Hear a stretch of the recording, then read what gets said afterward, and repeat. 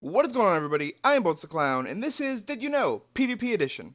Basically, this is just everything that I thought was important to know for Hunger Games or just PvP battles in general. PvP stands for player versus player if you weren't positive, or if you didn't know, or whatever. Okay, so first of all, I want to talk about swords. So this is the worst to the best, gold being the worst, diamond being the best, obviously. and so basically, why gold is behind butter, or butter sword, gold sword, whatever you want to call it.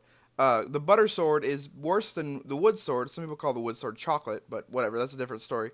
Um, Basically, gold actually does the same damage as wood, but it takes less hits before it breaks. So, like me and a friend, Dynamic Barton, he came into my world, and we were testing out the swords, and I actually know how many hearts each one of them does if you have no armor.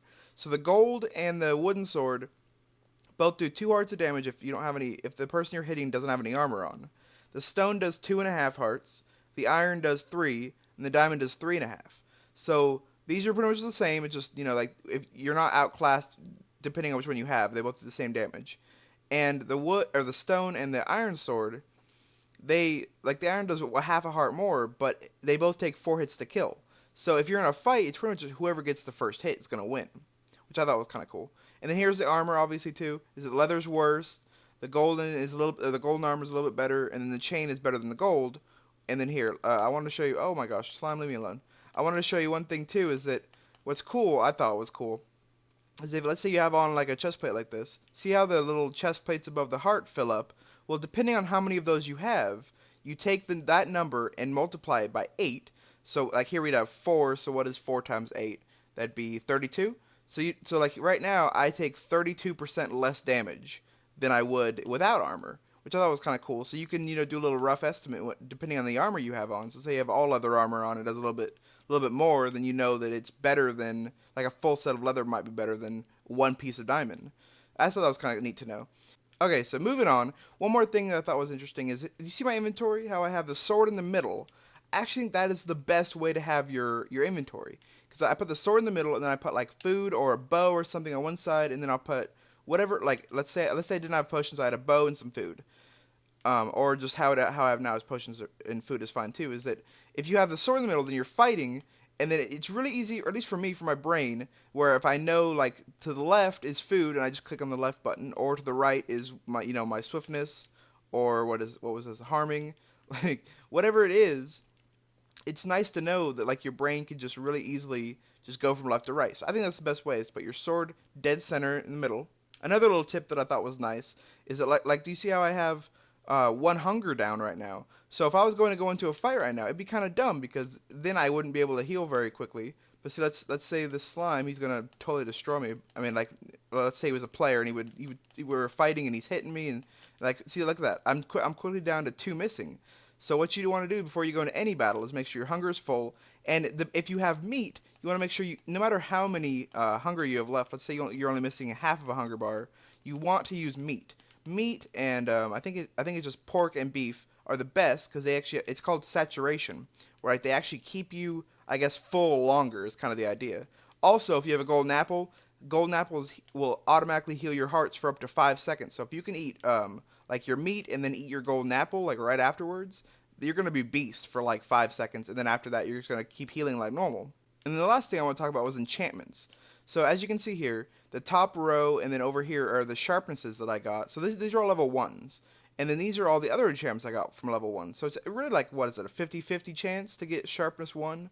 And then as you go up, it actually, like it changes the amount of things you're going to get. But like for level 1s, like you have a pretty high chance of getting sharpness. Actually with all swords, except for gold, you get a lot of these weird ones. So I really wouldn't recommend enchanting golden armor. I mean golden armor. Golden swords, my bad. Having a brain fart. So yeah, wood swords and gold swords really aren't that good to enchant. But stone swords, on the other hand, every single one of them that I got was sharpness. I enchanted 20 of those bad boys. I couldn't, oh my gosh, another slime. I couldn't get a single, anything else. I enchanted 20. I don't think I've ever gotten anything besides normal, or not normal, then a sharpness. Sharpness, and I haven't gotten anything else. So, I mean, I imagine that you can get other things, but for level 1, it's guaranteed a sharpness. Same with the armors and the bow. And for as far as I know with the bow, it's also like if level 1 enchantment, you're almost guaranteed power. And so really, enchanting at a higher level doesn't really benefit you that much unless it's really high level, like a 20 or 30. So if you have anything under like 10, I would just recommend to enchant everything once, or at level 1, and then you get the, the base, because it's made where the lower levels are good, but then the higher you get up to like 5 or 6, they actually add in other things like Bane of Arthropods and stuff, which you don't need, because that's not going to help you in PvP. So one more thing that I almost forgot, I don't know how I could have forgot this. This was like the cream of the crop, best thing that I came up with.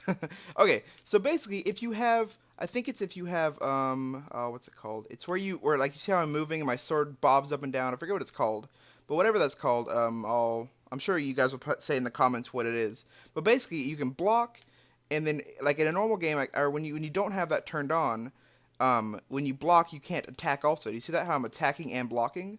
Like, you can attack, but then you leave yourself open. So what I think is cool is that you can you can be blocking, and so you're taking less damage, and you can attack at the same time. So here, like, look at that. I guess he couldn't have attacked me anyways. But yeah, I thought that was cool.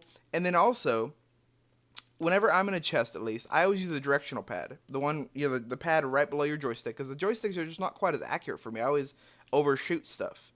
And so it seems like it's easier, especially if they're close, I just use the directional pad. And that is all I have for you in this video. These are all the tips and tricks that I could come up with. If you know any tips or tricks that I missed, feel free to tell me in the comments. And if you have any cool little things that you think people don't know about, send me a personal message, and I'll make sure that I'll add it in one of my videos. And if you did enjoy my video, make sure you gently rub that like button for me, and I'm out!